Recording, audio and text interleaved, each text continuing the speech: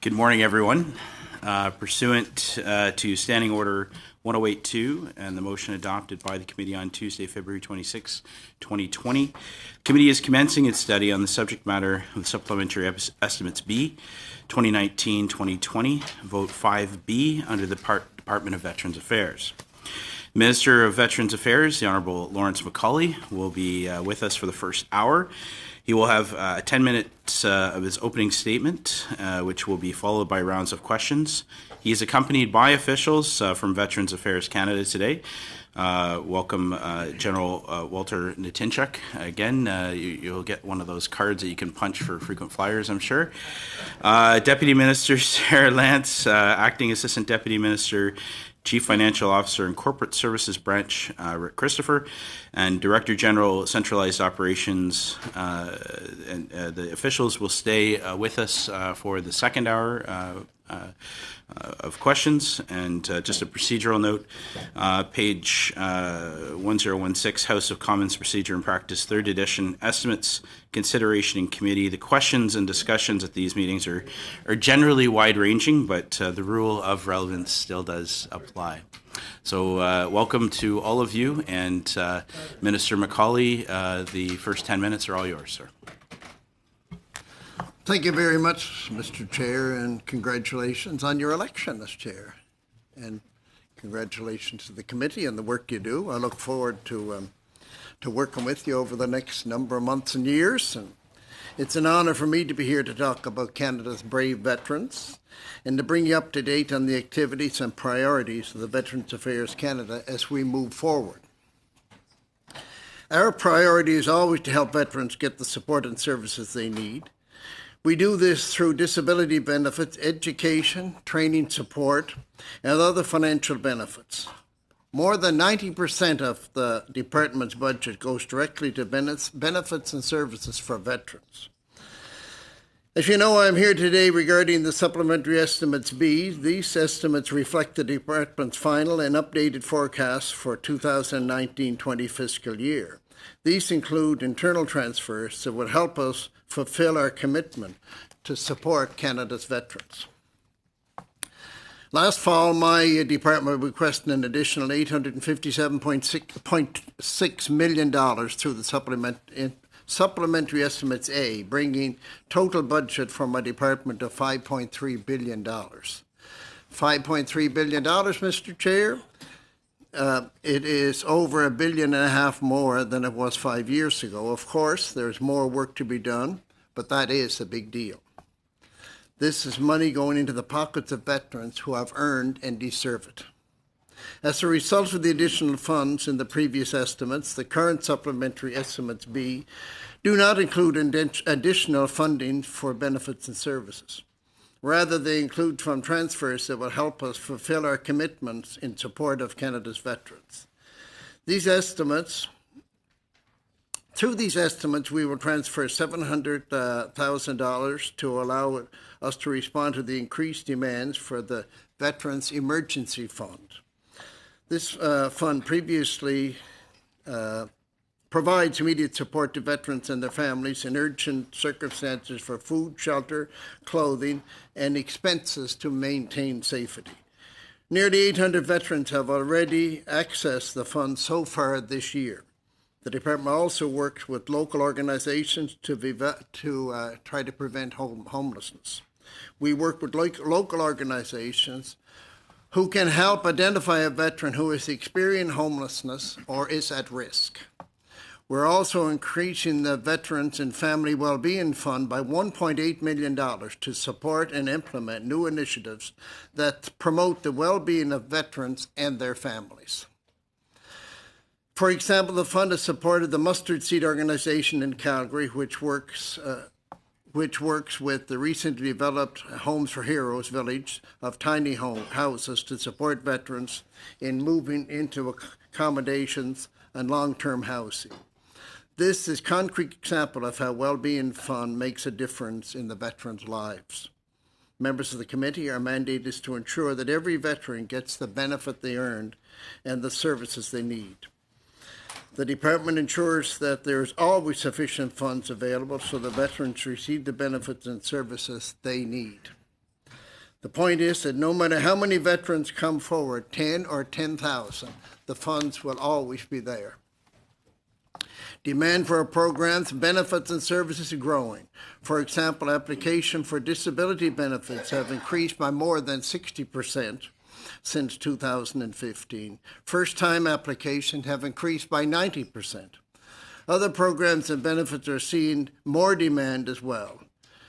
Partly this is because of great awareness among the veterans community of the benefits and services available. Another reason is that we're offering more programs and services to a wider group of veterans, such as the education and training benefit and the career transition services. However, this has also meant that the backlog of cases have built up. Let me start by saying the backlog is unacceptable. The waiting times being faced by veterans are unacceptable. We need to tackle this issue and address the backlog, and I can assure you that is my top priority. We hired hundreds of staff, including more caseworkers, who work directly with veterans and their families. We have also hired hundreds more to process disability applications and to administer benefits. We have also simplified benefits. We're bringing in more digitization and streamlining the decision-making process. Simpler cases now can take less time to process, allowing faster consideration for more complex programs or cases. While we have made some progress in dealing with the increased volume, we still have a lot of work to do. We also understand the important role families play in supporting our veterans and continue to look at ways and means to support them. I can assure you that I am committed to ensuring veterans and their families have the mental support they need when and where they need it.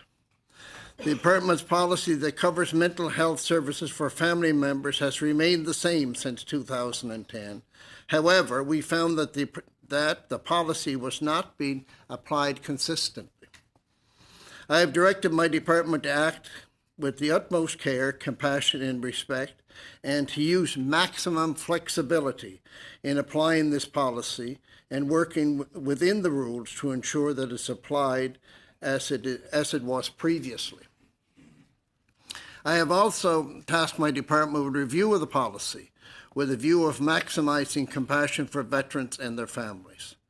I understand this committee has also adopted a motion to study support and benefits for veteran caregivers and families, and I look forward to the results that this body has and any recommendations that you have for my department.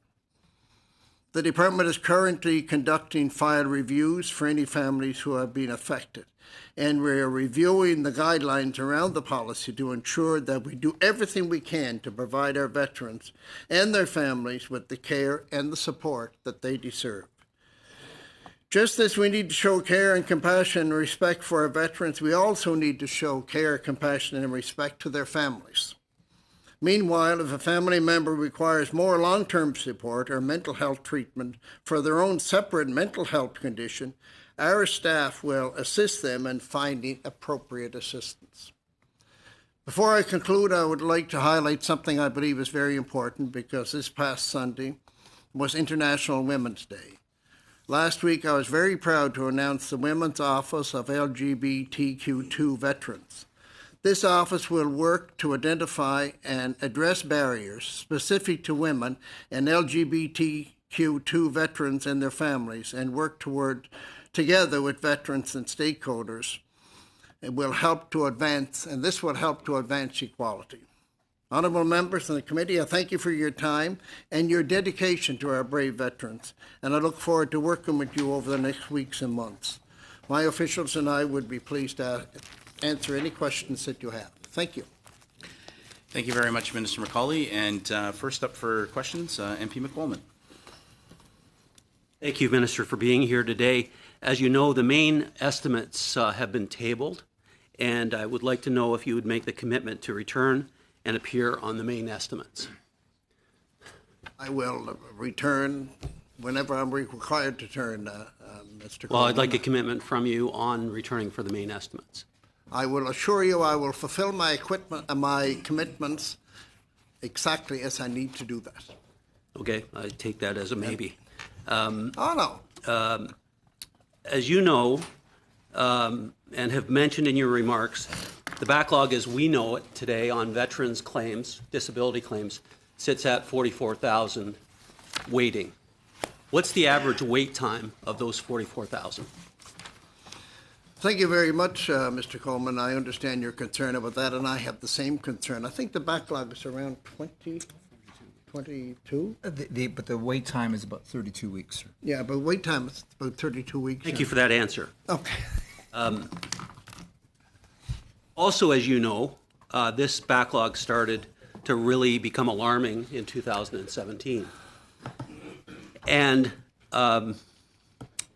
many veterans who are watching today also watched a vote in the House of Commons on September the 25th, 2018, when it was discovered that a non-veteran, a civilian, Christopher Garnier, who had murdered Catherine Campbell in Truro, Nova Scotia, and become convicted in a court of law for not only brutally killing her, taking her body, putting it into a container and putting it under a bridge. It was found that he was receiving veterans benefits vis-a-vis his father, who was a veteran. And we asked the House of Commons to vote on whether this was appropriate for a convicted killer. By the way, Catherine was 31 years old. She was a police officer and also a volunteer firefighter. She and her family have inspired me over the years. We recently lost her father, who went from this world knowing that the man who brutally married and strangled his daughter is receiving veterans benefits. To a person on the government side, it was voted to maintain those benefits for Mr. Garnier. Is Mr. Garnier still receiving benefits from the financial side of Veterans Affairs Canada? Point of order, Mr. Chairman. The Minister is here to speak on Supplementary Estimates B. The relevance of this line of questioning to Supplementary Estimates B is at best tenuous and probably non-existent. So I do ask Mr. McWolman. I did mention that at the beginning of the meeting. Let's try and frame our questions with some relevance. If you do have. Let me reframe it for Please. the member. Absolutely happy to reframe it. I'll reframe it because he was one of the ones who voted to maintain the benefits for Mr. Garnier, the convicted killer of Catherine Campbell. So again, Mr. McColman, Let me finish, Chair, please. I'm reframing it. Excuse me. Fair enough. But just a reminder, the questions to the minister, not across the. Let's not get across going across the table here. Minister is here to answer questions about the the estimates. Supplementary okay, Chair. So supplementary through you to the witness. Thank you. Supplementary estimates are money that flows from the Treasury into Veterans Affairs Canada to supply money to the programs such as Mr. Garnier is receiving, as far as we know. That's the connection to the supplementary estimates, Chair. So if I have asked the minister, is Mr. Garnier continuing to receive benefits as he sits in prison as a convicted murderer of Catherine Campbell? The answer, Mr. Speaker, Mr. Chair, is no. He is not. He is not. That is good. Could I please have the date with which his benefits stopped from the department. I would ask Officials. my deputy to respond, but my understanding is that a family receives benefits as the rules indicate if it affects the veteran. This man is not receiving benefits, but for the precise answer, I'd have to ask my deputy. I would like to know the date with which they stopped, because as of September the 25th, 2018, he was receiving benefits. So, Mr. Deputy, could I direct my question through you, Chair, to the deputy? To the deputy, what was the date that Mr. Garnier stopped receiving veterans benefits? About 30 seconds, sir. Express condolences to the family of the constable. Again, a very tragic situation. As occurred in the fall of, I believe, of 2017, that Minister Reagan stood up in the House and indicated that we would not be providing support to any family member who was incarcerated in a federal institution. And that we changed the policy at the time at again, government's direction, so that if anyone was incarcerated anywhere, be it municipal or a provincial institution, that again, it took a higher level of oversight to approve that. I'll have to confirm whether we can actually share information with regard to support, but my understanding is that with that direction from the minister, we stopped all support. That's not true. Thank you. MP Fillmore, please. Thank you, Minister, for joining us today, and thanks to the team as well for being here. And if I could just take a moment to pass on congratulations from if I may speak for the committee for a brief moment, to your retiring Assistant Deputy Minister, Monsieur Durand, for a great retirement and a great career of public service. So thank you for that. I wanted to ask about the Veterans Identification Card. This is a card that was program that was deleted under the previous Conservative government, and as a result of some good intentions on the part of the team at Veterans Affairs, and also as a result of a petition originating from Halifax, from two veterans, Gus Cameron and Ben Broom in Halifax, helped to reinstate the Veterans ID card. And my question is around the ID card.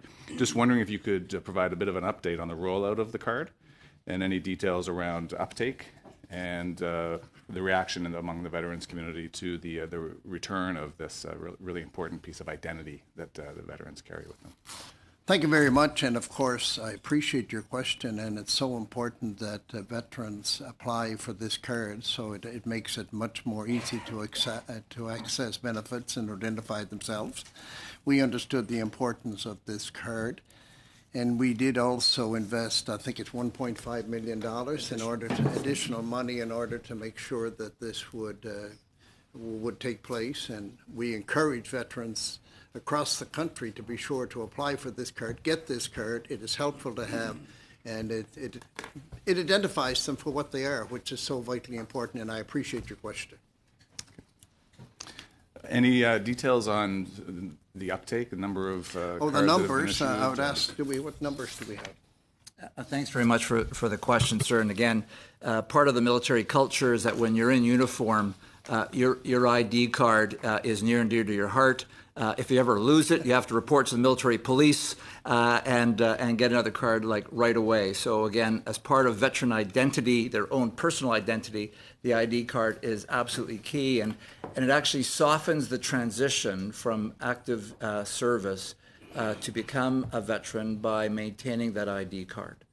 And over and above that, there's a number of pluses, whether you're flying or traveling by rail or going wherever. The ID card is quite helpful to the family. Just to say that when we change the policy and reintroduce the NDI 75, and that's the acronym, National Defense Identification 75, not only do we reinstitute it for those who were releasing, but then in the second phase, we backdated to when the policy changed. I believe that was in February of 2016. And then we actually went another step, and we went all the way back to whoever was in service. And again, the definition of a veteran is someone who has completed basic training and is honorably released. And so the ID card now, and to answer the question, tens of thousands have now applied.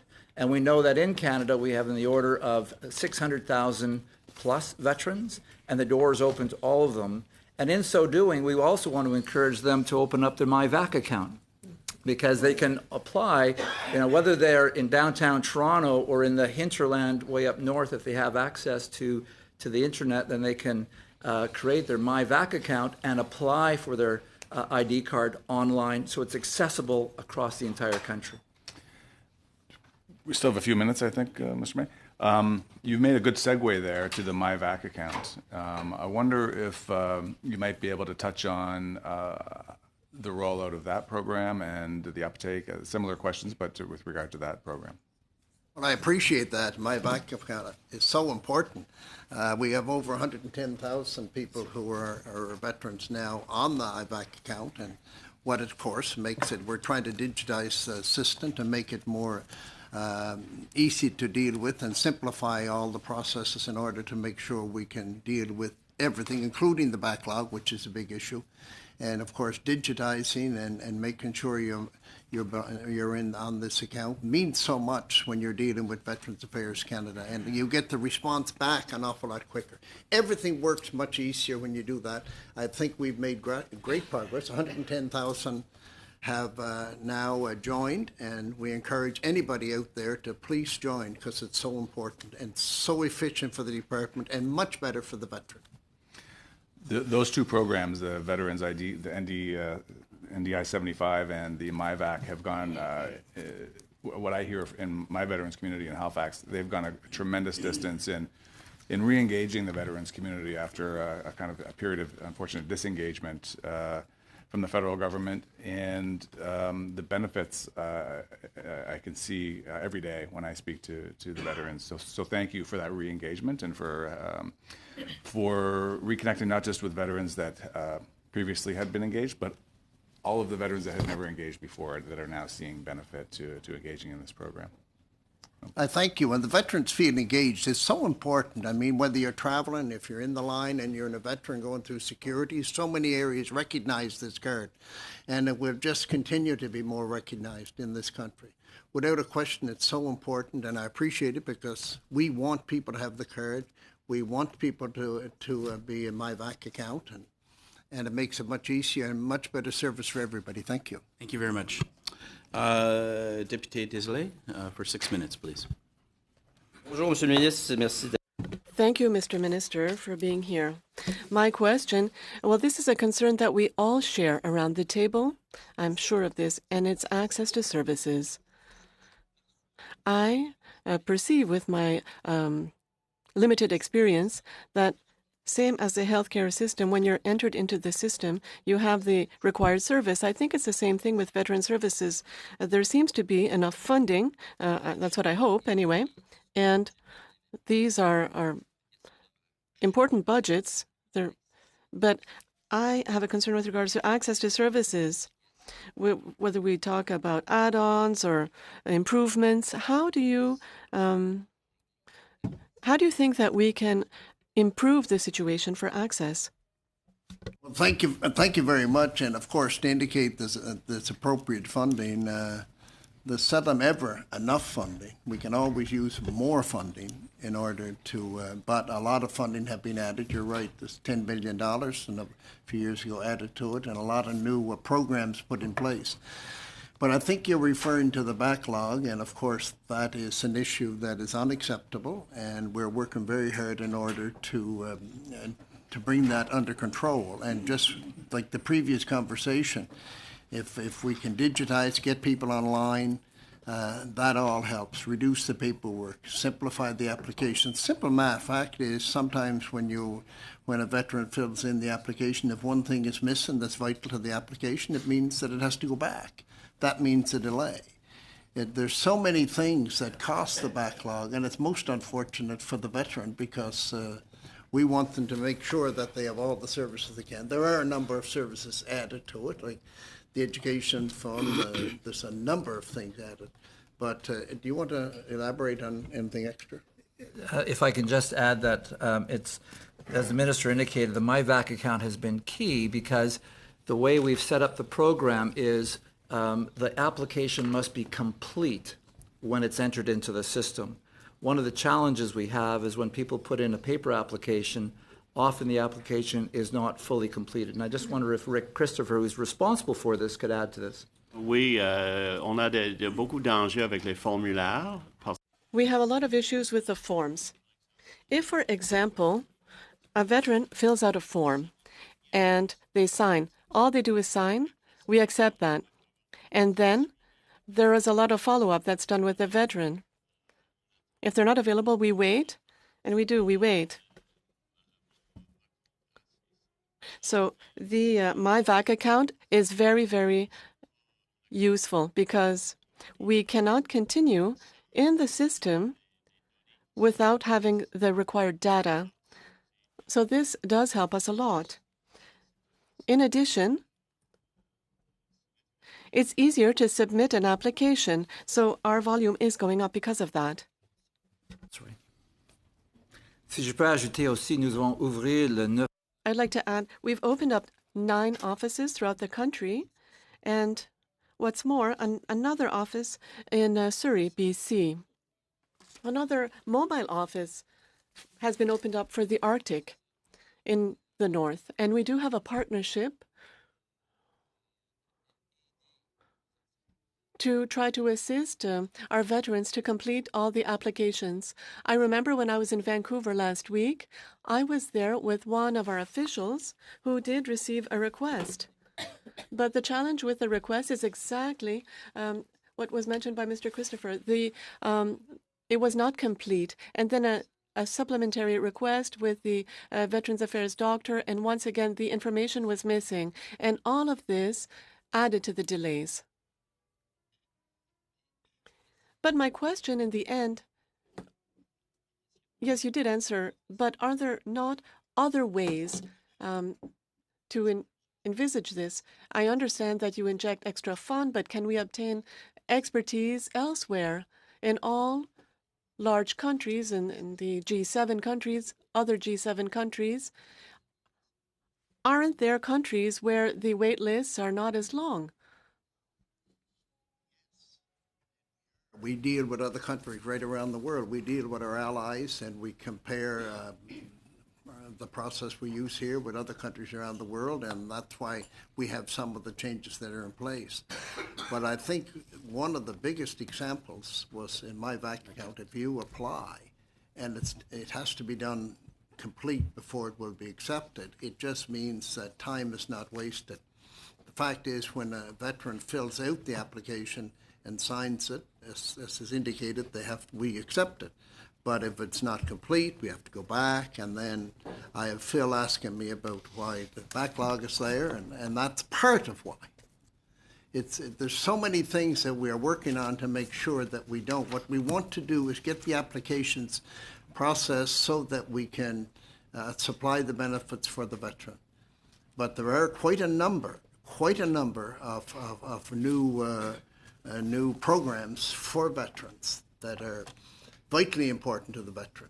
Number one, helping the veteran when he leaves the military and becomes in civilian life. That is a big transition. So we want to make sure that we have as many programs in place as we can in order to see that that person becomes a valuable member of society. As you're well aware, the military has basically every walk of life, and they have every expertise. And our responsibility as a government and you as a committee are to make sure that we have these people upgraded if need be, because industry needs them, society needs them. And we want to make sure that they have a good life when they come out, and that's part of what I have to try to do. Thank you, Minister. MP Blaney for 6 minutes, please. Well, thank you for being here with us today, Minister. And of course, I just want to say thank you again for coming out to visit us in Comox on the 10th of February, where we celebrated the amazing project, the Plane of Reconciliation project. And I just want to recognize the late Captain David Freeman, who really spearheaded that project. and wanted to acknowledge Indigenous veterans in the area, and it's just a beautiful plain in that area. So thank you again for supporting that project. As you well know, the wait times are a huge concern for me, and I'm happy to hear that they are for you as well. And in fact, we've heard again and again from ombudsperson for veterans, department staff, and from veterans themselves that this is the biggest issue and the issue that keeps coming up again and again. So when I look at the supplementary estimates, it looks to me as though there's a bit of a transfer from the VAC operations to other programming. And I understand the value of programming, and I think, you know, whenever we can give resources to the veterans, that's really important. However, I'm sort of concerned about the fact that the wait times are the challenge. So if you're taking money from operations and moving it to programming, I'm just wondering, how is that a strategy to actually address the wait times? Well, of course, I thank you very much, number one, for your thank you, and it's a privilege to be out there, and it's a privilege to thank our Indigenous people and the service that they give. And that was a very touching ceremony, I will tell you for sure. But on your question, without any question, the Family Veterans and Wellbeing Fund is something that's been used more than anything else and it's been more successful, and it's been more appreciated by the veterans community than probably other things that we have done. And of course, there's a limited amount of funds in this program, and it was comparing and deciding what would be done, and the decision was made that we would put 1.8 million extra into that. Well, It's thank only you, 3 thank you, million in Minister. there. But I'm just, I guess for me, really, it's the backlog that's I really want to touch on, and I think you said the wait time can be up to 32 months or weeks. Weeks, yes. That you said, and that's an extensive amount of time. So I'm really trying to understand. Like, I understand there's problems with paperwork and all those other issues, but we really need to get on top of this. And I understand that you're saying that. So I'm just wondering, when money is coming away from the actual administration, and I ran an organization for a lot of years, and when money goes away from administration, that can be a problematic thing because it means the services are not being delivered to the same extent. And so I'm just wondering, when it's going into programs, how is that going to fix the backlog? Well, of course, I'll let the deputy elaborate on this, but the fact is, as I indicated, this program has been so effective, and also you're referring to the money that's transferred to the transition, both of which is so vitally important. There are issues within the backlog that we need to address. That money is always acceptable. We can always take more money, but there are areas that we have to adjust and deal with. And these programs were so valuable. But I'll let the deputy explain as to why. But it's so important that really acceptable programs that are used up very quickly. We just felt another 1.8 million. If people are waiting, then they're not getting access to many of those programs. So I'm excited to hear I think what the you have to deputy say. would refer to homeless. There's so many areas that you go, like the tiny houses, like there's programs that we're able to help out in order to bring more veterans, perhaps that are receiving nothing, that have left basically the system and society altogether. What we're trying to do is fulfill our obligations all the way around to make sure that these people have a chance. But I'll let my deputy. The solution to addressing the backlog is multifaceted. One area is hiring additional folks, and I'll ask Rick Christopher in a moment to talk about the fact that we're hiring. We've hired hundreds more, and we're continuing to try to hire across the So country. when you're hiring them, are they staying on permanently, or is this something that you're doing specifically just to get caught up on the backlog? I'll ask Rick to share. So it's a combination of both things. So since 2015, where we had about 200 people working on the disability program, so that's what we're talking about in terms of that particular volume in that program. We have now over 400 working on that. Some of them are temporary, some of them are permanent, and it's a very complicated, process to do medical adjudication. And I hear what he's saying, and I'm sorry I'm interrupting, sure, but I good. have one more minute. Not even that, but multifaceted. So has all of the places where it's not working been identified, and what are the multifaceted solutions that you're moving towards to get this addressed? Can I say that for us to put in funding, additional funding into the Wellbeing Fund and the Emergency Fund is not affecting our solution set for addressing the backlog. So we're moving forward on digitization. We're moving forward on integrated teams to make decision-making easier. We're also moving forward on addressing the whole process of the application and, again, encouraging folks to use MyVac account to get more complete. And in addition to that, hiring and replacing attrition. That's why I say it is a multifaceted approach. Not one solution will fit all, but actually we need to holistically improve the experience for veterans and ensure that the information we get will allow a very expeditious decision. Thank you. Just like to add, the emergency quickly, fund is so valuable for people that have absolutely nothing, down and out, really needing to get a hand up. That is really so vitally important. Thank you. MP Wagenthal, please, for 5 minutes. Thank you, Chair. Minister, I'm just going to read a portion of your mandate letter. I'm sure you're aware of it. It says that your mandate is to improve transparency and communication so that veterans and their families have clarity about and predictability of available benefits and services. Minister, in December on the floor of the House of Commons, I asked you a specific question on behalf of a veteran whose spouse had come home from her appointment, her mental health appointment, having been told by the doctor that in the new year, those benefits would no longer be available to her. Your response to me was that there's been no change to policy and that they would continue to get benefits if it helped the veteran. Believe me, veterans are helped by their family members getting the care they need because they see their lives falling apart because of their health issues.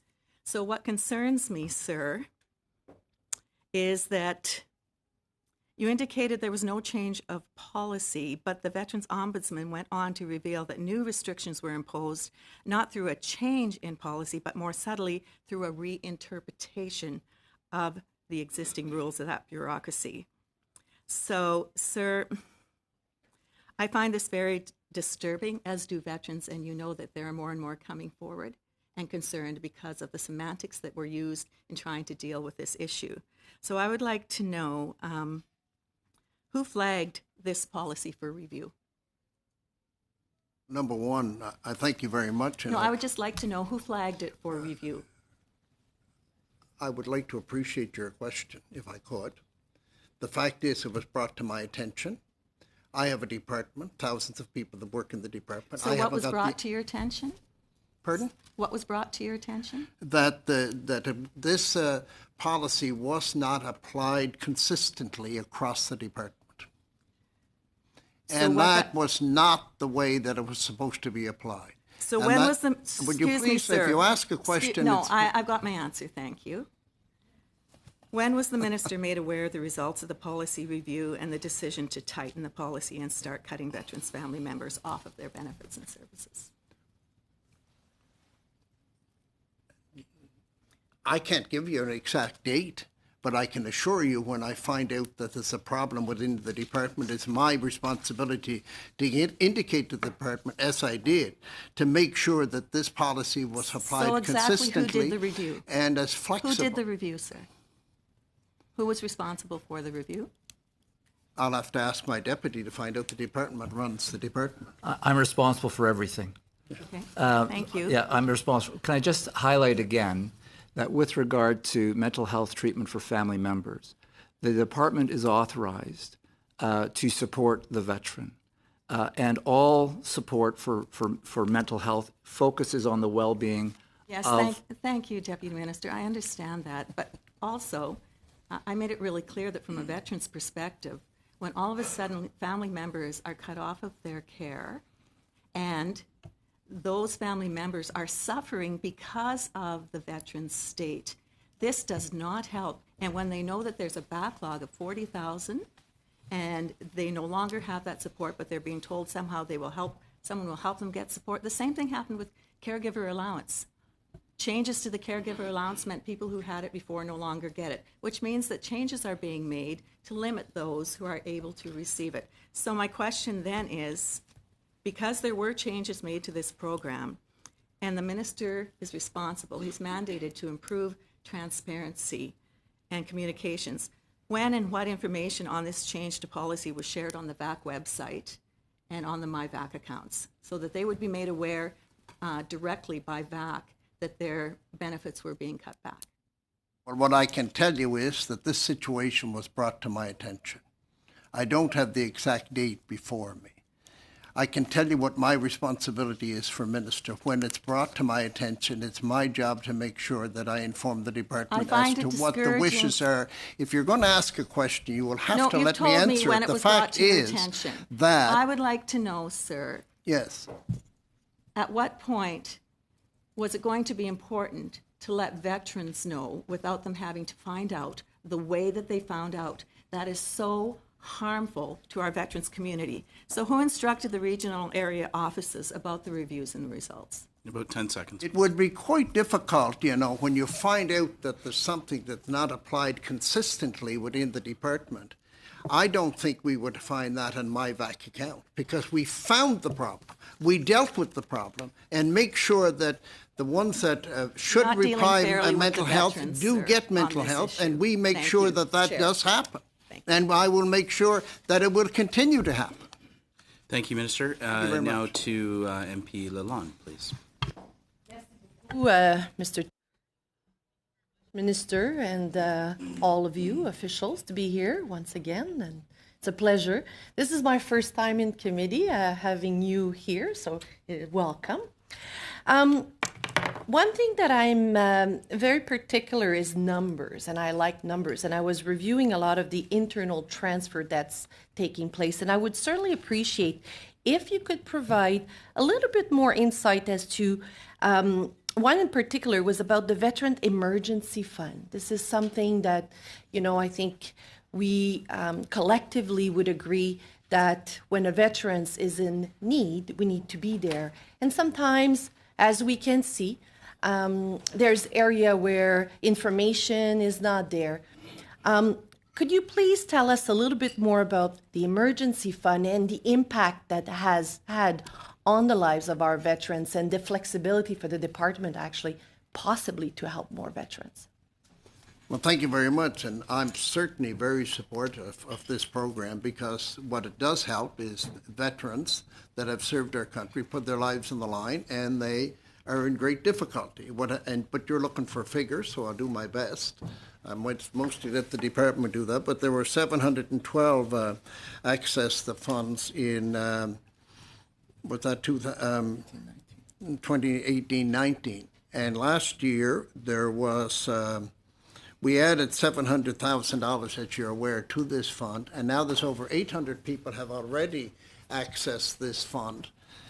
But when you deal with people and when you find, when you sit down with people, as I had the opportunity to do last week across Western, in British Columbia, in fact, and to meet people that actually got help from this fund, to meet people that got help from this fund, get in their life in order, and are becoming productive members of society. There's a pride within us all, but I do believe there's a different, very strong pride in the veterans community. They have served us, and they do not want to ask for help. And when they get down and out, that's exactly what this program does, and that's why it's so important that it's well funded, because it gives people another chance in life.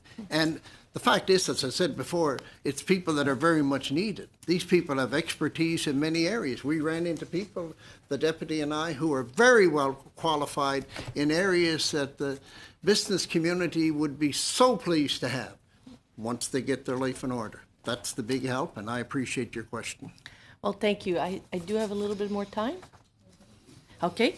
2 minutes. I just, so from an emergency fund, this probably is helping, and I hope, reducing homelessness. And this is something very dear to my heart, where in just outside of our community in Orleans, as we have received funding to build a unit, 40 units. And I know you refer to Tiny House. I don't know this one. I know the project in our community here as Multi-Faith Group partnership for helping veterans with sometimes their addiction or personal problems that they may have to find lodging.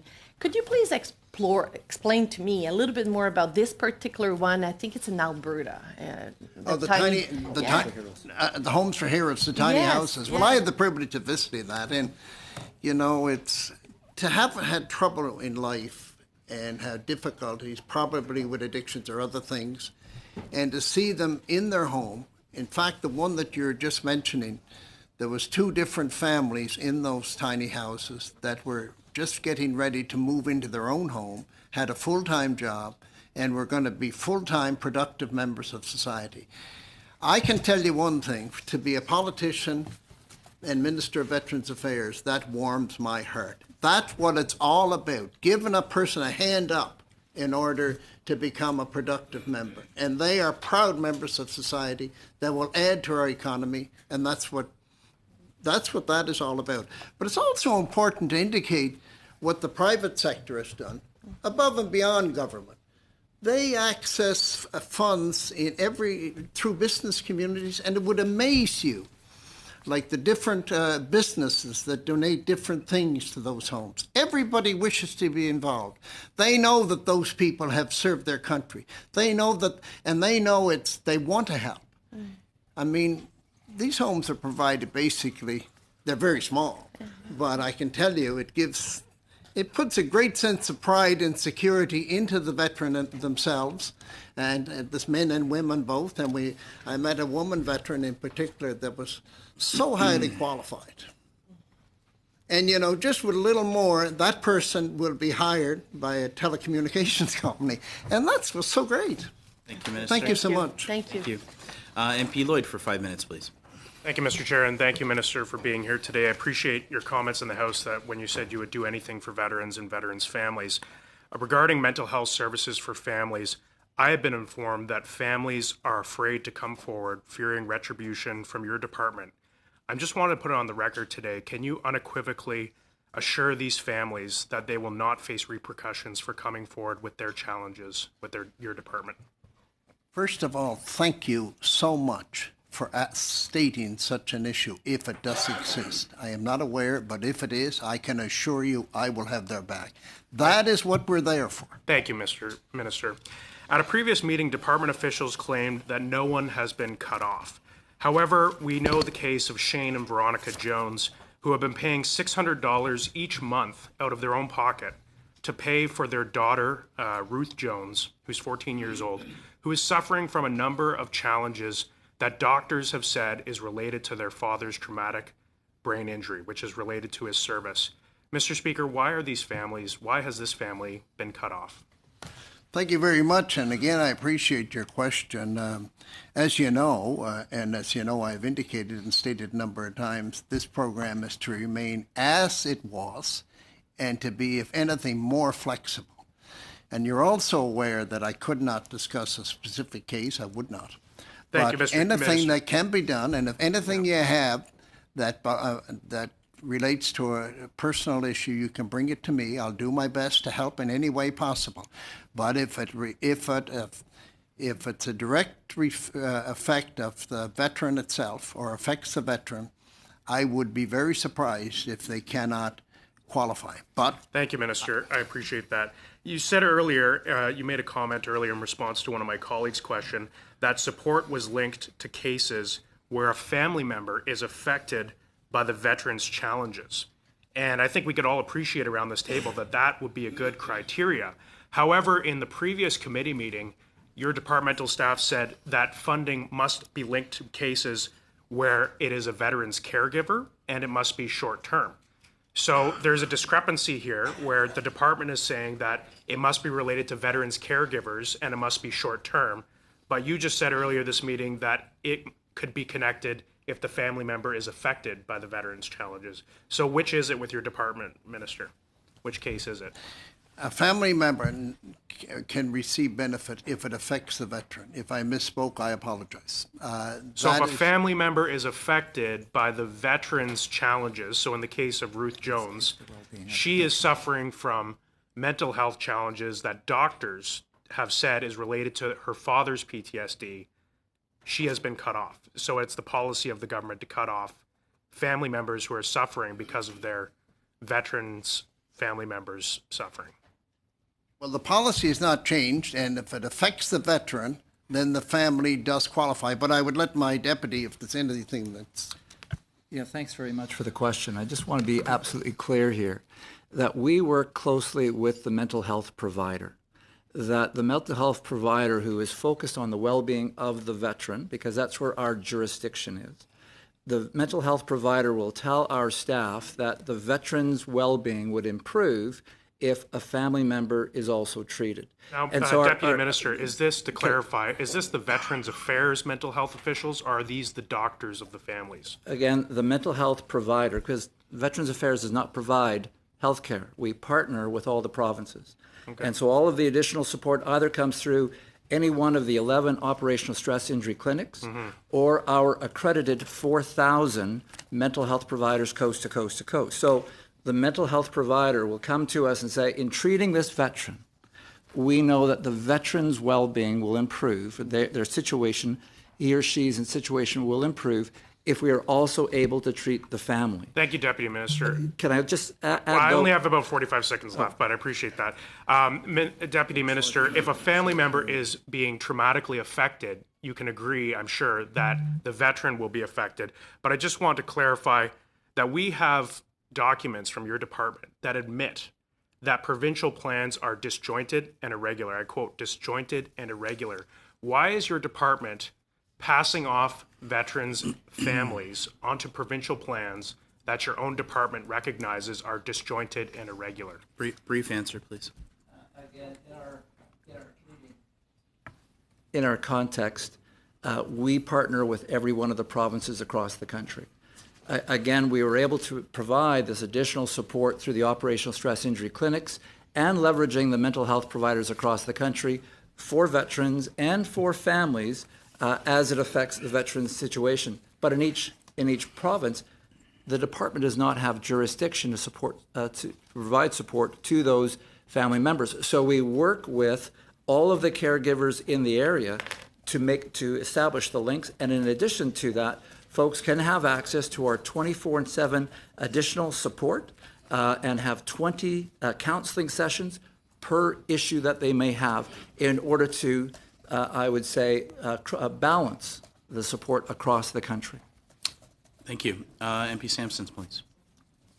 Thank you very much, Mr. Chair, and thank you, Minister, for being here today, of course, and General. And, of course, Mrs. Lance and Mr. Christopher. Always nice to see you all here. I've had the opportunity, of course, to have some discussions in PEI with you all as well. My first question would be related to the emergency fund, which was mentioned earlier. That fund, when you see a 70% increase in intake, it's a clear sign that fund was a necessary fund. I know when I started back in 2015, that was probably one of the key issues on the table was, we have emergencies and no one is there to help us. And what type of emergency? It could be food, it could be shelter, oil in the tank. There's all kinds of, or homeless. There's so many emergencies that individual veterans can face. And there seem to be no support, no pockets of money to help. And how could we not only the money, but what organizations are out there that can help? Because as you know, you need Veteran Affairs is a department, but you need lots of support across the country with from organization to reach out. So I'd like to know the intake of the increase, of course, has been high. So what are we seeing on the ground, the improvements, and what organizations are helping to get the message out and to support? For example, in Halifax, I call Vet Canada, and they're right on the case. They're 24/7. It's just amazing. So these funds are coming forward to help. So I'd like to know a little bit more about what organization and what they're doing to help these veterans. Thank you very much. And we have visited a number of, like Shepherd to Good Hope in Montreal and a number of places right across the country, Vets Canada a number of times. The thing is, part of my mandate is to make sure that we deal with the homeless issue. And part of the way to deal with the homeless issue is to not let people become homeless if you can do something in order to prevent that. That's one of the ways that the emergency fund can be used in order to make sure that, let's say, things got out of hand and they can help the veteran in that way. And it is important. But other ways are people that are really down and out and have absolutely nothing at all and have basically removed themselves from society. This $1.8 million extra will be so beneficial. It's probably one of the most used and most praised programs in my department, and it's so important because it gives the person, the vet, that first hands up. There are many things it can do. Also, it gives the department, the deputy can expand on it, but the fact it gives them the opportunity to act right away, to be able to move immediately, and that is so important too. Go ahead. And just to remind that prior to the emergency fund, as the minister indicated, we would use basically benevolent funds that the department had, and people would bequeath money to the department for these kinds of situations, but there are often limitations, whether it be for the purpose or for geography. Like there was one fund that was only for Vancouver Island, one that was only for L'Hôpital Sainte-Anne. There was funds that were so limited, and we couldn't. There was only one fund that went across the country, and it was always empty, because all of the case managers would go to this, and therefore we would work with our partners in the Canadian Armed Forces and look for non-public funds, the profits from their CanEx and other venues, in order to assist us with these emergencies. Because the challenge was, how do you provide money to a veteran or a veteran's family without having gone through all of the eligibility and those kinds of things? And yet veterans would be on our doorstep, on a Friday afternoon saying, I need help now. And now in every office across the country, there's a person who immediately can put out up to $2,500 to put a roof over that person's head, to put groceries on the table, and to address on issues. And what was amazing is when we go to some of the offices that use these emergency funds the most, Halifax being one, North Bay, Ontario being another, we see that not only are they using it for these classical situations, but they're using it for the survivors of some of our veterans, like World War II and Korea War widows, and providing that support in emergency circumstances. So just to say, it's providing everyone great flexibility. I think it's important also to state that it's immediate. You can move in right away. That when you have a crisis situation, no matter what it might be, addiction or being evicted from your home or many, many other things that can happen, the department can act immediately, and that's so important. Now, you talked about the private sector, and there were private sector funds. The private sector has done a lot for veterans, but I think they're even doing more, so it's important to emphasize that too. Darryl, sorry, I got to cut you off. You're going to cut me off. Okay. Yeah, we committed to the minister that we would keep it to an hour, and we are at the hour. I want to thank you for joining us here today, and I'm sure there'll be other opportunities to continue the conversation. But thank you very much. We're going to suspend for very, very quickly. Let's keep it to 2 minutes, folks. We're going to suspend to allow the minister to be on his way. Thank you. Thank you. Thank you. Number one, for the questions, and it's so important, and to make Canadians aware, in fact, of what is available out there. The fact is, we have a job in the department to get the information out that these programs are available. Thank you, Minister. Like the education program. Thank you very much. We'll suspend for 2 minutes.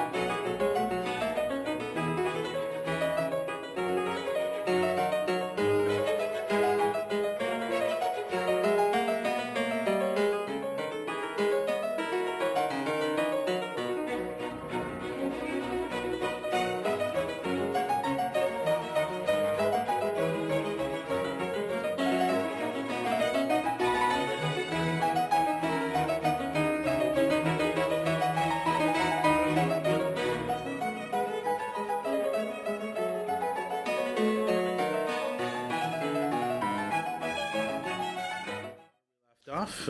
Next up is Deputy Desilets for 2.5. Oh, he's not here. Luke? Sorry. Sorry. I should have looked up. 2.5 minutes, sir, is all yours.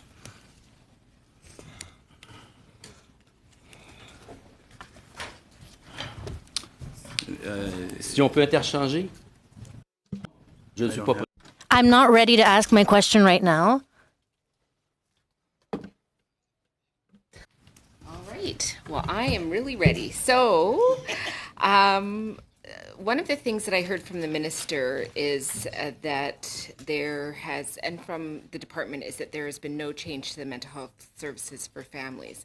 But what I heard from the minister is he said that there was an understanding that they were not being applied consistently across Canada. So now we know that numerous veterans' families are coming forward saying that they're losing their supports and they're expressing that concern, which I imagine is not an easy thing for them to do, to talk about their own mental health supports. So I just want to acknowledge their bravery in coming forward. But when the department says that it was not being applied consistently, it seems now that the department is moving towards a pattern of less service. So I'm just wondering, in deciding what consistency across the country means, which sort of side are you going towards? Thanks very much for the question. We're going to the side of compassion and flexibility. Across the country, So we if are that's relying. Can the I just say that case- we're relying on again that relationship we have with the mental health providers, and it's difficult finding consistency when we're dealing with all of these providers coast to coast to coast. And the conditions are really that the provider, or I'm talking about whether it be a psychologist, psychiatrist, mental health nurse, counselor, are working with the veteran and his or her family. And we, again, from a compassionate side, we do not cut off any treatment. What happens, however, in some of these cases, and I've visited a number of these facilities, including the operational stress injury clinics, is a period of treatment comes to a conclusion such that objectives are achieved. And having gone to the Royal Ottawa here in town here, a course of treatment might be a year and a half. So I've only got like 2 minutes, so That's and right. much less than that now. But so I'm just wondering, since you're saying the department is moving forward, but they want to stay on the compassionate side, what are you advising these families across Canada that are coming forward, being very clear that the services are being canceled? They're not saying, well, I'm done now, and so it's closing. So what are those families, what is the strategy that the department is doing to connect with those families and help figure out how it can be delivered consistently across Canada? Yeah, again, the policy as it was established in 2010 remains extant. From a compassion side, we're saying where the policy says short term, let's interpret that to be a year to 2 years, as opposed to something that's short of a year. But the notion that if someone is on a mental health counseling treatment program, we will ensure that that program is completed and the objectives are complete. And similarly, with regard to our 24/7 assistance capability, that for every time a family member asks for support, whether it be addiction treatment or indebtedness or marital discord, that for every one of those, there are 20 counseling sessions for every one of those. So again, we are trying to approach every one of these from a compassionate standpoint and a flexible standpoint, knowing that consistency is difficult when you're dealing with 4,000 practitioners across the country and 11 operational stress injury clinics that are provided by the provinces. So we're trying to have as much consistency as we can within that myriad network of support. Sorry, sir. That's okay. Thank you. I'm sorry. 2.5 minutes goes by real quick. Monsieur Desilets, 2.5 minutes, please. Oui, merci. Thank you. If we look at a study made by the Department of Health in Quebec, we see that there's 3 times more homelessness in the population. That comes from the with a military background than the civil population. I'd like to hear what you have to say. Maybe the figures are similar in Canada, but this is for Quebec. Could you explain to me what you plan to do? What's the game plan? Thank you for this question.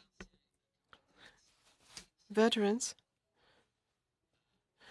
homelessness among veterans is a huge problem for us. In the end, there sometimes is an underlying mental illness or mental health issue. It's essential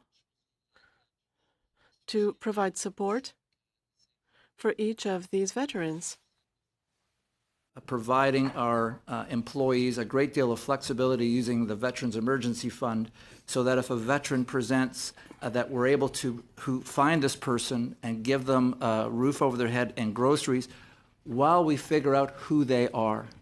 As soon as we understand who they are and whether they have a mental health injury, then we're able to come in with a whole bunch of additional programs. In addition to that, for the well-being fund that the minister was speaking about, over the past couple of years, we have now put out 43 projects. 12 of those projects were focused on homelessness. And for example, the Mission Old Brewery in Montreal is an area that we have put resources into to assist those veterans in the city. And we know that indeed a large number of those veterans who are homeless were released with a mental health injury. The minister was in Victoria last week and heard that 60% of the veterans who are at Cockerell House in Victoria were released for mental health injuries. I'll ask Rick Christopher to add here. Rick. Oui, puis en plus, à chacun de nos... In addition, in our offices, there's a case manager that's responsible for homelessness. And there's a network within communities, either to provide support to community groups or to establish contacts to help homeless people. Also, funding can be provided by the Veterans Emergency Fund. MP Ruff for 5 minutes, please. Thank you. So, for the Deputy Minister, we clarified at the last meeting the number one priority for the department is the backlog, correct? So, and if I've understood the points brought up earlier, out of the supplementary estimates, the money transferred, none of that's going to address the backlog, correct? Correct, but I'll provide some context as to how we were able to source that fund, those funds. Yeah, but you're saying, and you made the statement earlier, it's not having an impact on addressing the backlog, but none of that money's going towards the backlog. All right, so just, I guess then the question is, with the selection and maintenance of the AIM, is if the backlog is the number one issue, how long before you'll be at that sort of 80+% standard that you want to achieve to have every case dealt with in the 16-week standard? How long before you're going to basically eliminate 30,000+ of these files because, out of the 40,000 in the backlog? What date should we be at that standard? It'd be difficult to discern that because the one thing we cannot control are applications coming in the front door. So if indeed applications carry on at 90% increase, and if we template that forward, again, I'm working with central agencies to template that out into the future and saying, if you want me to figure this out and if the trend carries on, then I need to have additional resources in the following areas. With regard to being able to transfer funds to really important requirements like the emergency fund, which again is a life-saving fund, we know that, the well-being fund supporting things like homelessness. What we're able to do is know that we're able to hire, but hiring an employee takes months. And each year, I'm able to only carry forward from my operating budget, not the big quasi-stat budget, from the operating budget, I can only carry forward 5%, which this current year is about $16 million. And if I know that because I've tried to hire everyone in some parts of the province or the country, I can't hire enough. I'll give you an example, Alberta. It is still tough hiring social workers in Alberta as it is in other parts of the country. So I know that I can't hire fast enough. Some of this money will go unspent. And what I don't want to do is leave it on the table. So I can take some of this money and put it into saving veterans' lives through the emergency. General, that's great. I can totally understand the strategy there. I'm just trying to, again, what we're doing to address the backlog. Yeah. specifically, and whether that's from a funding resources perspective, because ultimately that's what one of our studies here, and just understanding the supplementary benefits. Another quick question, we talked about the tiny homes earlier and some of that money. Which fund does that come from exactly? We're not actually building construction. Again, our colleagues in Employment Service and Development Canada, through the Canadian Mortgage and Housing Corporation, is supporting various initiatives like the multi-faith housing. But the Homes for Heroes in Calgary, as the minister indicated, was really support from the local community. But the Wellbeing Fund provided an addiction counselor, a former military police sergeant who went on and did a social worker course. And here he is as the addictional counselor. And so our folks working with Mustard Seed is now providing that addiction and on-site counselor. Super. So it's out of that. So is there, if I'm understanding that Wellbeing Fund, money can be allocated out to that for similar type projects across the country? Correct. So 43 projects over this past couple of years, 12 of which have been focused on homelessness, whether it be like the Old Mission Brewery, Shepherds of Good Hope in Toronto, and so on across the country. Again, it is this working in partnership with the communities, because we know that homelessness in the country is not only a Government of Canada responsibility, but actually working with partners and not-for-profits. So as well, we talked earlier about the Career Transition Fund or the Education Fund. I brought this up earlier. My understanding that some of that funding you're not available to access as a veteran if you're still on the supplementary reserve. Can you clarify that, please? So again, now switching the color of money, if I could. We were just talking about operation money before. Now we're talking about quasi-stat money. So with regard to the education and training benefit, again, the Government of Canada came out in 2018 with the education and training benefit. And at the time, working in partnership with the Canadian Armed Forces, what they're working on is to ensure that we're not incentivizing attrition. And so at that point, when it was rolled out, it was only for folks who had left the Canadian Forces totally. Then it was the observation that those who are on the supplementary reserve, that are folks who are, I'll call it an inactive service list, and they can be on the supplementary reserve until the age of 60. Many of those wanted access to the education and training benefit. Therefore, Budget 2019, as of July of last summer, changed the policy so that those who are on the supplementary reserve can have access to the education and training benefit. And just thrilled to see that we have in excess of 1,700 veterans who are either going through the education program or learning a secondary skill. Thank you. Now over to MP Casey, please, for 5 minutes. Thank you, Mr. Chair. In the supplementary estimates, what we have before us is increases to grants and contributions of $2.5 million, but a decrease to operating expenditures of $4.2 million. I want to focus on that number, and you did address it in your last question, General, but I'd like to hear more about it.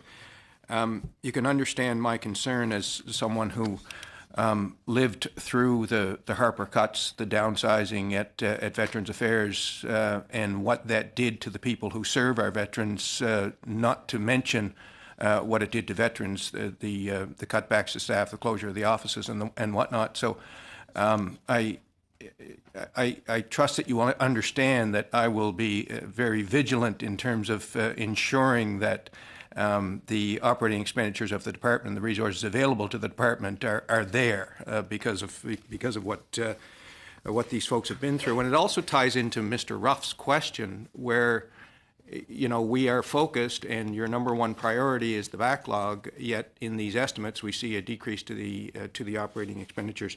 So I'd like to hear from you as to what the nature of those reductions are, and what you anticipate the impact will be, given the history within the department. Sir, thanks very much for the question. Again, as we move forward in dealing with the backlog, and as the minister has directed to the department, it is the number one priority. And as I mentioned before, addressing the backlog, recognizing that the intake is beyond our control. It's a multifaceted approach. One is to hire and train new staff, and we're doing that as quickly as we can. It is trying to leverage technology, innovation, and we're going down that path and hiring some of the finest minds in the country to assist us, as we saw in the Pension for Life, assisting us to digitize. But then it's challenging our own teams to say, can we make the process better? Why are we putting in so much red tape? Let's get rid of the red tape. But then also let's work in an integrated team with professionals all together. To get to your specific question on the operating funds, I'll ask the Chief Financial Officer, Sarah Lance, to address it. Sir. Thank you for the question. So let me be very clear that we don't transfer operating budget to our quasi-stat or our grants and contribution budgets on a permanent basis. This is a temporary measure. This is a common practice within the Government of Canada. So our expenditure management system for the Government of Canada allocates an operating budget of which we can exceed. So naturally, we're always going to have some surplus budget left in that operating budget. We can carry forward 5% of that annually to maximize the use of our budgets. So in this instance, with the supplementary estimates B, we transferred $2.5 million over to some very important programs for veterans emergencies and veterans well-being, as we forecasted probably just past mid-year that we were going to have a surplus there that might be left on the table that we would never get back from the operating budget. So we're maximizing each year the budgets that we're allocated. We can never transfer from the quasi-stat to the operating. That's budget for the clients. That goes back to the clients the following year. That's a bank account that's there for them and tightly controlled. We kind of have a line of credit on that each year, and then we can open a new one the next year. So for operating budget, it's really just good budget management that we're not leaving any extra on the table, and it's going to benefit our clients in this situation. One of the things that is also in the estimates that nobody has asked about yet is the transfer of, or the additional amount of $150,000, I think it is, being allocated to the Canadian Institute for Health Research to take a look at the cannabis use and its potential benefits and harms. I'd be interested to know more about that. What's the nature of the project? What's the history of the cannabis policy within the department, and how will this inform it? Much for the question, sir. So it was at the Canadian Institute of Military and Veteran Health Research conference in, I believe, in November of 2016 when the previous minister, Minister Hare, laid out the policy, which was that again, in response to a physician writing a script for a veteran where they believe that cannabis for medical purposes would be helpful to the veteran, that the maximum would be 3 grams, and only in response to a recommendation of a specialist, be it psychiatrist, oncologist, that we would go beyond the 3%. But he also highlighted the need for more research in this area.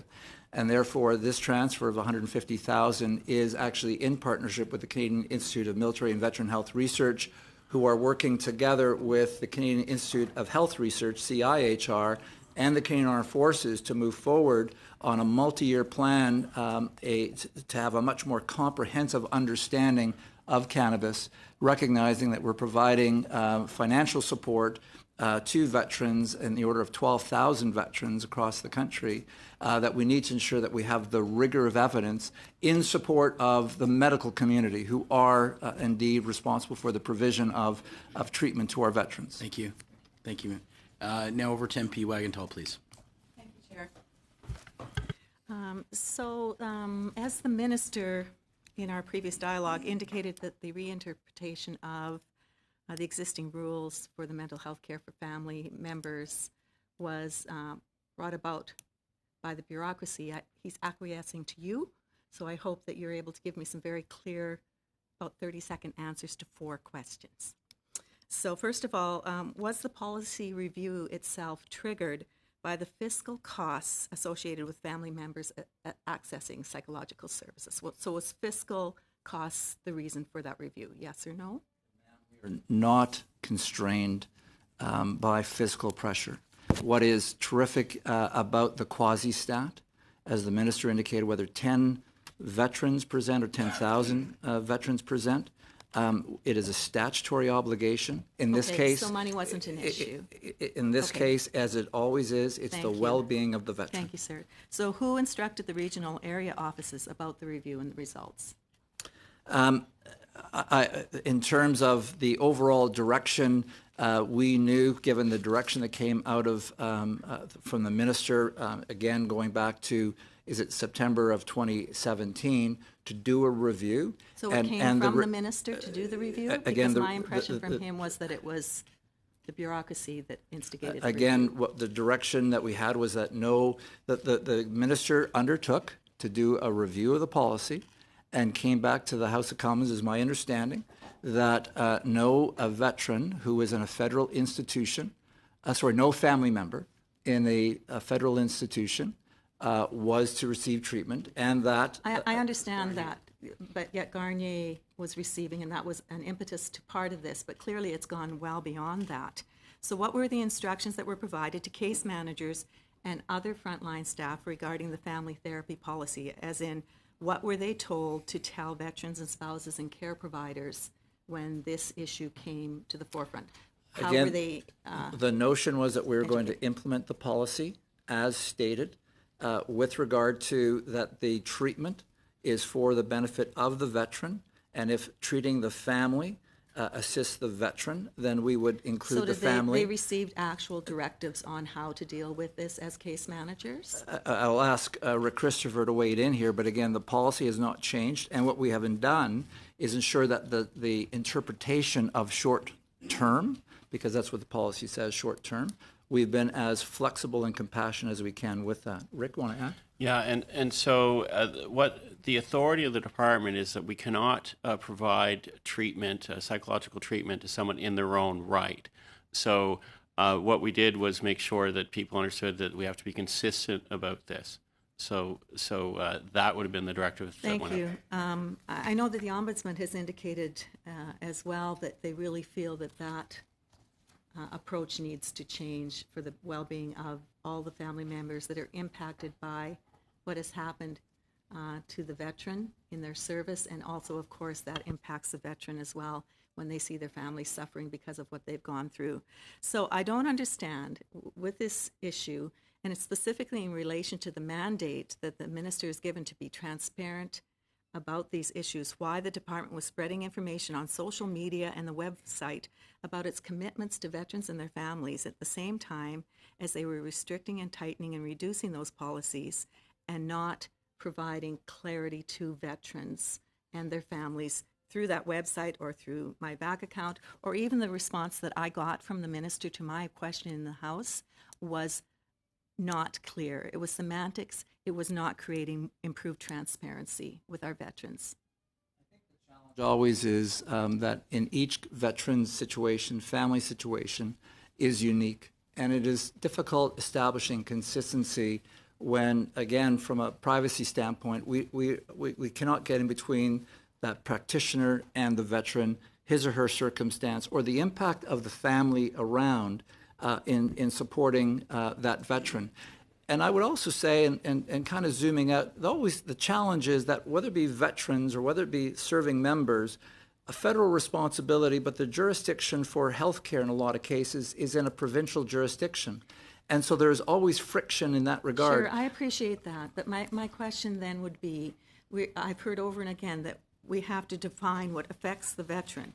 The veteran's well-being needs to be improved. So who's making those decisions? That veteran, more than anybody, should be able to determine whether or not their care is improved and they're being impacted by the care that is given to their family members. Are they asked? Again, Briefly, we're relying upon the professional mental health caregiver, be it a psychiatrist, psychologist, mental health nurse across the country, as well as the operational stress injury clinics that have that integrated, multifaceted team. that's who is actually providing the request, because they are accredited through all of the provinces. Thank you very much. I believe we're going to MP Amos, please. Yes, I'll keep my question short, and then I'll pass them off to my colleague, Mr. Sampson. Going back to the backlog issue, is the reason, and I wonder if you could just help paint a picture, because I think sometimes we focus in on specific cases, and it's important to focus in on specific cases because they can speak to a broader set of challenges or truth. But is the reason that there was a lesser backlog in past years directly correlated with the fact that there were lesser benefits and fewer beneficiaries? So are we dealing with a circumstance where we have far more abilities to be compassionate, far greater abilities to be supportive of a veteran and of their family, and we're finding ourselves in a position where we're transitioning from a place where there were far fewer resources for the department to deliver those benefits, and now we're shifting into a place where we're delivering more benefits to more beneficiaries and bringing on board all those institutional resources that enable delivery. Thanks very much for the question. And I would say that the awareness of veteran benefits and programs over the past 5 years has really improved, just because of the nature of great programs like the Education and Training Benefit or the Career Transition Service. So a lot more veterans are aware of it. And so over this past 5 years, as the Minister indicated, we've seen a 90% increase in first applications, a 60% increase of all applications across the board. And because of the number of additional programs, we have had to actually wade in and do a lot of additional work on all those additional programs, which is absolutely fabulous. But we've now trying to leverage technology to make it much simpler for folks to get a decision. For example, I've heard of circumstances where a veteran will apply for the Career Transition Service and get the answer and approval within a half hour, and then a counselor calls them later on in the day and makes an appointment. An Education and Training Benefit decision is made within a couple weeks. And we also know that making it challenging on the applications, especially for disability, is that frequently the injury or condition may not be fully documented in the medical file. Whether that person is in the Canadian Forces or has left the Canadian Armed Forces, in some cases, the documentation is not clear. In the perfect circumstance, and I'll ask Rick to wade in here, in the perfect circumstance, if you got injured on an operation, on a training exercise, your injury is fully diagnosed and is there, then the decision can be made very, very easily. Rick? Yeah, and there's a number of factors, and this is a question I ask myself often. Why are we getting so many people coming forward? I think it has to do with the pace of operations in the Canadian Armed Forces, the number of people that are being released. The awareness, people are really aware of what's available in the department.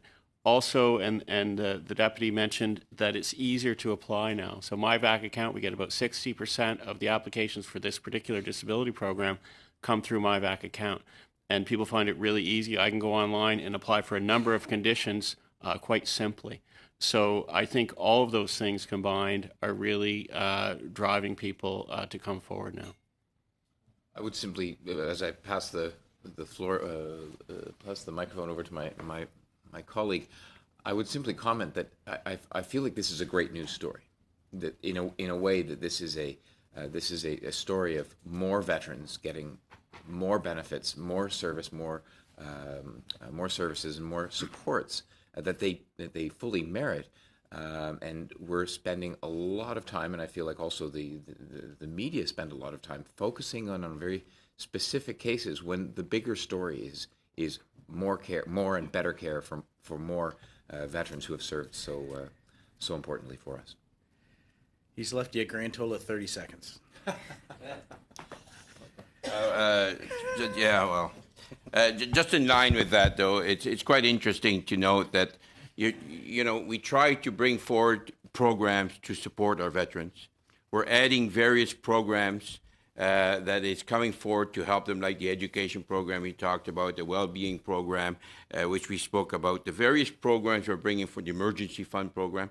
And all those programs, one is to get the info from the people that are required. We build in the program. Then we have to reach out to tell them how they can, that it's available and how we can, they can access that. And then we're seeing more and more applicants coming forward. Those are good news stories. We just got to continue to work on and supporting all our veterans in all facets, and that's the most important. Thank you.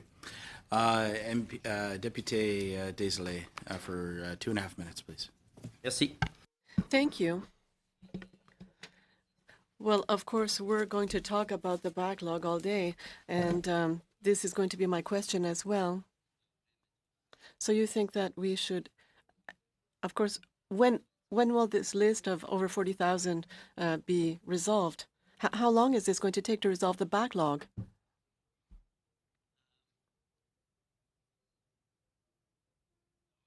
I cannot tell you how important it is to address the backlog. At this moment in time, it is difficult to actually give anyone an expectation of when the backlog will be clear, because I don't know how many more claims will come in the box today or tomorrow or next week. Again, as Rick Christopher mentioned, more veterans are leaving the Canadian Armed Forces. The release numbers were going up, and therefore more claims are coming in through the front door. Rick, want to add? Oui, puis Yes, and in 2015, we were forecasting that the amount of applications would go down. We were forecasting reductions. What's more, we were talking about our partners or our colleagues in our partner countries, and they have similar issues. So it's a case of using all kinds of innovative ways to deal with the backlog. It's not simply a question of hiring people, but we have to be innovative and learn from our colleagues in other countries.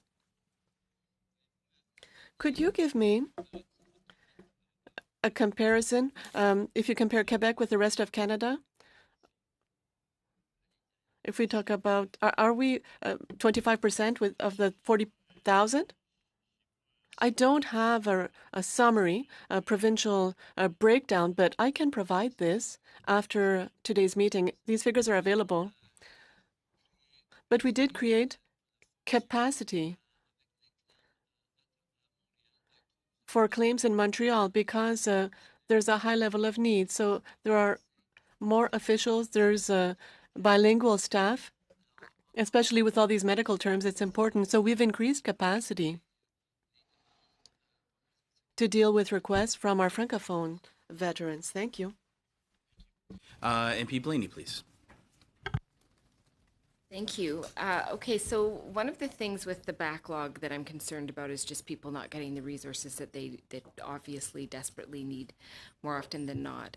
So if you are a veteran and you are in the backlog waiting, are you still able to access the Veterans Emergency Fund? You don't need any claim at all. And that's one of the reasons why the emergency fund was so important, even without any kind of claim going into the department. The fact that we know that as long as we know that you served, then we're going to provide support. So is there a way that you could report to the committee how many people who are actually waiting that are accessing this fund? I don't see why we could not provide that kind of information as long as it would not compromise privacy. Yeah, just numbers is fine. I certainly don't need specifics. Yeah. So just coming back to the backlog around how multifaceted it is, and I know the ombudsperson said very clearly that one of his concerns is there doesn't seem to be a comprehensive plan about moving forward. So I'm just wondering how you guys are doing in creating a plan, and will that be available to the public? I'm not sure we've put together a document which kind of lays out the multi-prong approach that we're taking on right now. We could generate the document that would lay it out, but we are moving forward in terms of the balance between the hiring of additional staff. We have not been able to totally leverage technology. I mean, I've said to the team again, how do I create what exists at CRA in terms of you've used TurboTax to do your claims, TurboVet, so that it is totally intuitive to ensure that we get all the information we need. The challenge we have is whether folks are serving in the forces or after release, in some cases, we do not get a diagnosis. Without a diagnosis, we can't even start. I looked over the shoulder of a staffer the other day, and even after repeated requests to the doctor for a diagnosis, what came back is the veteran feels pain in a knee. Is that a meniscus tear? What is an ACL? Like, what is the issue? So that we can move forward. And those kinds of things is add to it. So it is getting the accuracy, using my VAC account, but also it's breaking down the barriers in terms of integrated teams. Do you want me to add there? Sure. So there are a number of things. I don't think they're all in a document, but there's over 12 initiatives that we're working on right now to deal with the backlog, and staffing is only one element. So things like making sure that we reduce the number of handoffs. Nudging people towards providing their application of MyVac account if that's appropriate for them, to make sure that there's not missing information. As the deputy mentioned, leveraging technology, using some AI to identify key documents in what are sometimes very, very large service documents. Thank you very much. MP Lloyd for 5 minutes, please. Thank you, Mr. Chair. Sorry. It's not my job to cheerlead the government or the department. There's 5 people across the table who are doing an excellent job of that. It's my job to hold the department accountable for our veterans, and then overall I think we will get to the best outcome for people. And when I hear the minister and yourself say compassion, flexibility, and we'll be there when and where veterans and their families need them, the rhetoric is not matching the reality of the situation that we're hearing on the ground.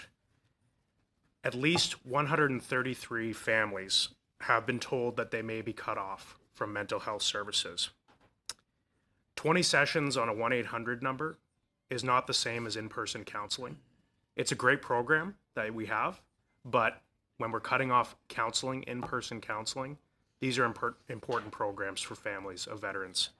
So will the department commit going forward to close the gap that we've seen increasing with families of veterans who are not getting the mental health services that they deeply need and deeply deserve to have? Well, thanks very much for the question. And I know that this is a really troubling issue. And again, the challenge is one of a federal institution providing mental health support to non-veterans, which generally in our construct is a provincial jurisdiction. And therefore the authority that the department has is focused on the well-being of each and every veteran. It is difficult drilling down to each one of those families that are struggling with their current circumstance and recognizing that mental health illness, mental health injury is a nationwide problem. And having had a member of one's family who has made sacrifices and served impacts the family. But again, it is the department working with each and every one of the mental health practitioners to provide the best support we can, either through face-to-face counseling or using the again assistance capability, which is 20 sessions per issue that family might be suffering through. Minister, or Deputy Minister, we know that this gap, it's troubling. And we know these families are suffering. And your department has been providing short-term care for these families. You've been telling us that it's short-term related to a veteran, but now you're saying that it's a provincial responsibility. So how can your department say that it can provide short-term care but cannot provide long-term care because it's a provincial responsibility? Why can't you extend the program to ensure that families, so that the outcomes can be achieved? You're saying you want to achieve outcomes, but we know that there are families that are coming forward and they're saying the outcomes have not been achieved. We have been cut off. We've paying $600 a month out of pocket for these services? No, thanks very much for the question. And again, the department itself does not provide care. All of the caregivers are working within a provincial jurisdiction. And that the authority that the department has, again, through our government machinery, is focused on the well-being of that veteran. Deputy Minister, though, when you're cutting off the funding coverage, you are effectively cutting off the care for the families. Wouldn't you agree? I would also say that, as my soon-to-retire colleague Michel Doiron indicated, we don't cut people off the program, again, from a compassionate standpoint. We will allow the program to be completed so that objectives, as the mental health practitioners say, that the goals of the treatment are completed.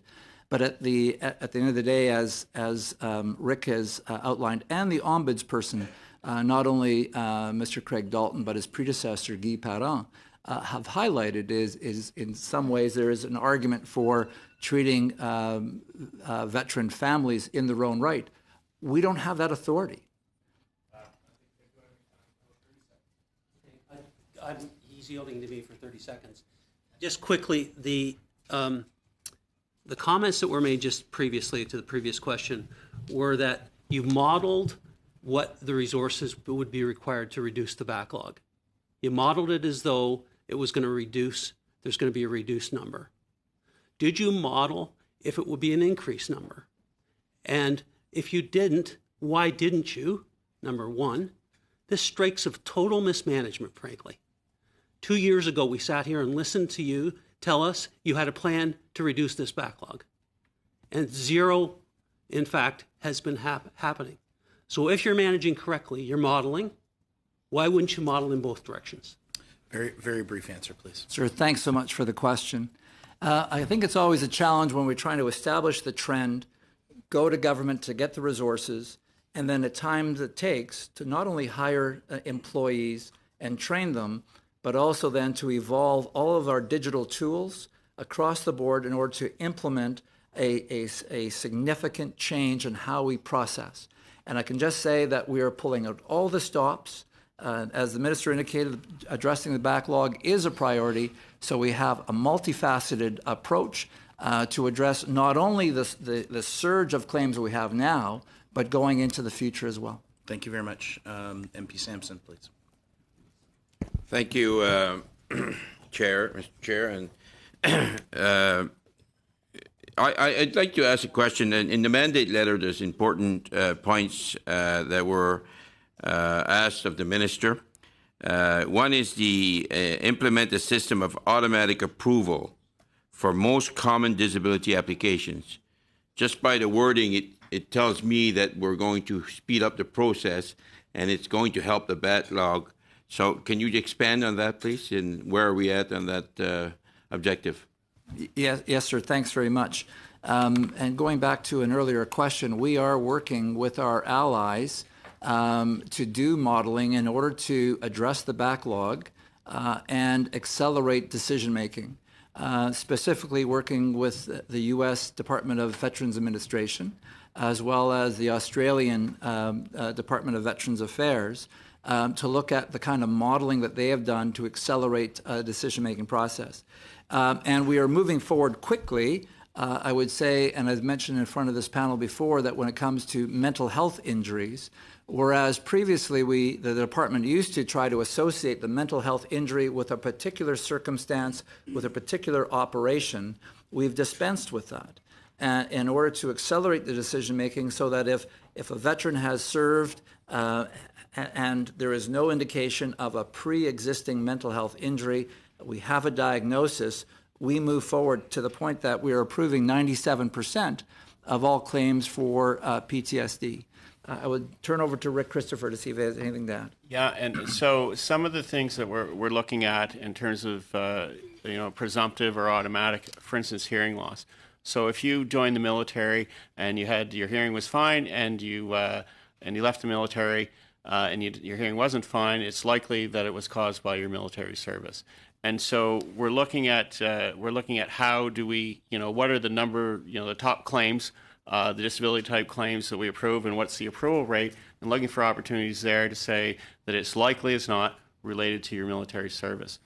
The second part of that, though, is really determining the severity of the injury. So we might automatically make the link to your military service.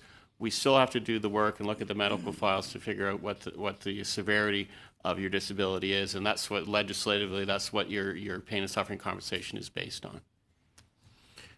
So indirectly, that will by itself increase approvals and therefore help in the backlog. So that's a key one as well. Can I just add and say, sir, absolutely. And actually what we're hearing from the Royal Canadian Legion service officers is folks who were perhaps denied in the past are reapplying because understanding that as we move forward, whether it be on hearing and tinnitus, as we move forward in terms of mental health injuries, as we move forward on musculoskeletal injuries, so that we know that if someone has been in the infantry, armor, artillery, then there's a high likelihood that they would have a musculoskeletal injury after several years of service. We're accelerating decisions along all of those domains. The net result of which, we're getting folks who are coming back again, which is a terrific thing, in order that they get the support that they require moving forward. So continuing on that approach of backlog, because we need to find solutions on supporting the increase of approvals. Another piece of the mandate says that the veterans provide veterans with a new benefit of up to $3,000 in additional free counseling services before a disability claim is required. So again, I would think that could be a strategy. Can you expand on that, please? Well, again, sir, what we don't want to do is create frustration with veterans when they finally come forward, when they overcome the stigma that is tied to mental health injuries or illnesses. When they finally come forward, we want to get them into treatment like right away. So we're working specifically on that point right now to accelerate access to treatment for all of those veterans who present with a mental health injury. So I guess to draw the link between Mrs. Blakeney's question, that is a strategy that they can access prior to even opening a claim. And again, it is one of the myriad of things that we need to do in order to have this multifaceted approach to supporting our veterans and address the backlog. I mean, I would really like to get to the point that kind of like your taxes, as you file your taxes electronically, you get an answer within 2 weeks. Okay, right now we know because of the number of claims coming in, we're around 32 weeks. Okay, let's get down to 16 weeks. Let's get it down to a month. Let's get it down to a couple of weeks. And if we can actually get the right kind of information and slim down the application process, let's turn around as quickly as we can. Thank you very much. MP Ruff, please. 5 minutes.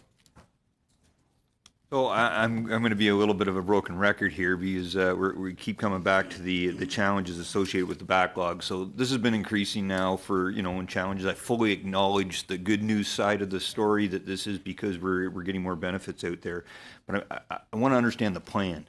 I've worked for some former general officers, and after 2 years, if I came back to them and said, "Hey, boss, sir, it's going to be 2 years before I got the plan for you, and here's the timeline. We're going to solve it quickly."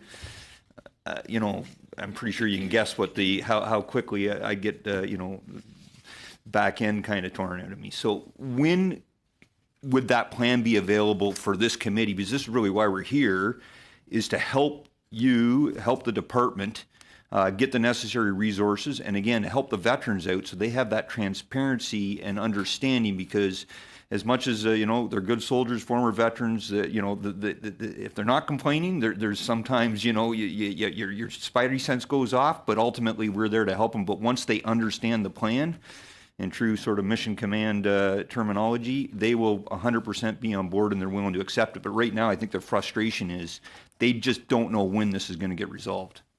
Well, I really appreciate the question, and again, from a military culture, turning around something into a plan makes absolute sense. We will turn that around as quickly as we can.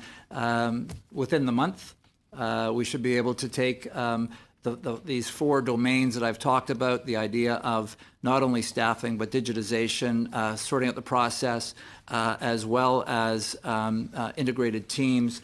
Combine that with the 12 action areas that Mr. Christopher has kind of laid out to you, and kind of lay that out to you also with regard to the projection in the future. The only thing we cannot predict is the tempo of the Canadian Armed Forces tomorrow. We cannot predict the number of men and women who are going to leave the forces, nor can we predict their injuries. That's the only thing we don't control. It's the volume of the intake. However, we can use the existing information we have. And I say that because back in 2015, we predicted that by 2019, we would have 9,750 case-managed veterans. Today, we're north of 13,000. And the reality is that we could not be accurate. And that's the nature of the business. So it's normal, good planning. Whoever the planners are in your department, I'm sure they're constantly revising those numbers. Yeah. And when the situation changes, you revise the plan. But we need the plan. So within a month, we'll have that plan. That plan will be available to this committee and to the general public. Absolutely. No, again, we want to be transparent. Going back to Madame Wagenthal's point. And the plan will include timelines on when you can anticipate, to the best of your ability, to resolve some of these issues. We will, based upon the best knowledge we have. Super. That's all I have for questions. Me? Yes. Well, thank you for that, General. That was a lot better than the word salads we were hearing from the minister, and frankly, some of the other rhetoric that my colleague had said that if this is the most important issue on the minister's agenda, then action should be taken. What's most disappointing, frankly, is having been here to see the history of this particular issue. It goes back to 2017 when it was really first recognized. And it's taken us 3 full years. This is 2020. And we were promised plans by some of the other people who are senior in your management team that we would have a plan. We were told that in 2017. And so when we have the responsibility, as my colleague said, to not ask the comfortable questions, but to ask the uncomfortable questions here at committee as the official opposition, and I know you appreciate the dynamic of what we are charged to do as parliamentarians. When I look back 3 years now, and I think of why the promises were unkept during those 3 years. And I know you've been at the helm for how many years, sir? Now 5.5 years. 5.5 years, yes. Go back to the days of one of my colleagues, my good friends, being the minister. And I'm wondering, can you just give us a general observation as to why we've waited this long? He hasn't left you much time. No, I would just say that we'll put the plan together. It's absolutely pleased with the hard work of our employees across the board, and also what we can do in terms of digitizing and working integrated. So we will develop the plan, and again, I'm responsible back in 2015, 16, 17, 18, and to now. And so, sir, regret that the plan was not in front of you in 2017. What I'm pleased to be able to say, however, and Rick maybe just weighed in here, is that we used to produce, in about 2015, 16, we used to produce about, 2,500 decisions a month, and now we're at 5,000 decisions a month. That all of the work that we've put together already is doubling production, and it's not enough. I need 6,000 decisions a month. And again, if there's another tsunami of claims, I might need 7,000 claims a month. And I cannot hire and train employees fast enough, so I need to rely on digitization. Rick? Yeah, and so historically, intake has outstripped our ability to produce. So by a small margin back in 15, 16, and the intake just continued to grow. So it's obvious that bringing people in, training them to deal with these fluctuations is not enough. The lag to get people on board and trained is too long. That's part of the solution, but we really need to simplify and streamline how we deal with these claims. Thank you very much. We do have We do have about 2 minutes, but I don't know if I can use it. If you have maybe a minute question, I need a minute at the end just for future business. So I don't know if you have a very brief question and answer. Sean? Mr. McColman has made a couple of assertions in his questions that I'd like you to face head on. He accused the department of mismanagement, and he asserted as if it's true that the problem of the backlog suddenly arose in 2017. Could you address those 2 points? Very briefly, please. Sir, what we saw when I began my tenure is this notion of, I called it a perfect storm. The fact that we had a very high operational tempo in the Canadian Armed Forces, that the combat mission was coming to a close, many more veterans were presenting, and the challenge was that there was a latency. They presented with a mental health injury further on. Combined with the reality of the new Veterans Charter having it coming in, and people recognizing across the board that there were shortcomings in the new Veterans Charter, and there needed to be improvements to the host or the suite of benefits, combined with, at the time, the deficit reduction program, where the department contributed 35% and in some areas 40% of staffing and operations and maintenance. And all of these things kind of combined at a time when the folks were, the troops were coming in. And so we have done what we can to address it, as Rick Christopher mentioned, in order to address this backlog with more production, but also using different tools. Thank you very much. And I want to close by thanking all of you for being here today and helping us with this. Well, actually, we're here to talk about estimates. I was just about to say our study. I forgot you were here last week with us. If I can indulge the committee just for a moment to, I promise it'll be about 30 seconds here just to update everybody. Next meeting, obviously, is March the 12th. It's the second of 4 meetings on the backlog. April the 2nd, if we can jump ahead a bit, will be the beginning of the study, the second study, Federal Supports and Services to Canada Veterans, Caregivers and Families. Witness lists for that study, if we could have those in by Monday, March 16th by 4 p.m.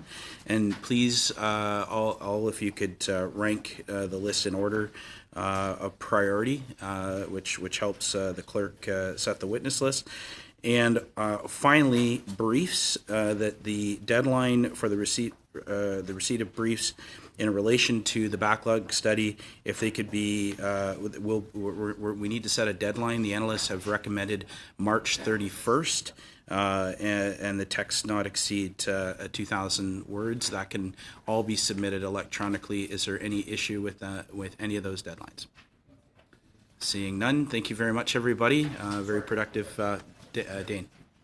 Do we have any insight on when the Veterans Ombudsman is going to be available to speak before the committee? Yes, sorry. March 31st, the Veterans Ombudsman is appearing, sorry. March 26th. Sir, so March 26th on your motion, and then March 31st on the backlog study. Okay. Thank you very much, everybody. Adjourned.